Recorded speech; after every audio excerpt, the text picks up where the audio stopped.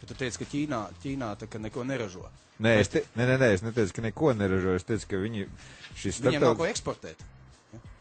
Busuļkungs, jūsu intelekta līmenis ir zemāks par vidējo. Bet Es teicu skaidrā latviešu valodā, kas iespējams jums nav dzimtā, ka augsto tehnoloģiju eksporta procentuālais īpatsvars no preču eksporta. Nē, tu spēj saprast tik daudz vārdus. Bet Ķīnā taču ražo visu. Es taču zinu, viņiem taču ir ko eksportēt. Protams, bet jautājums, vai viņiem ir tik daudz augsto tehnoloģiju? Nu nav, jā. Nu redz. Viņi to taisa visu pagrabos. Jā. Es atvainojos. Nē, lūdzu, man vienmēr patīks runāt ar zemāku intelektu līmeņu cilvēkiem. Nē, es arī nekad neesmu pretendējis uz... Ticās, cik ilgi Busulis izturēja šito man pretī runāšanu? Stārs viņš tak ir. Labi. Tu atkal nevarēsi pabeigt.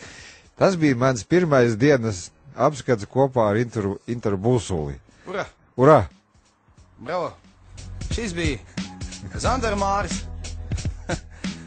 Šis bija viņas dienas apskats. Lūk, nu, cerīgs izskatās viņš. Tāds smaidīgs aizgāja, tā pie sevis klusībā smaidīdams. Mazliet tā kā mani apņirgdams aizgāja, bet nu tomēr es neņemšu ļaunā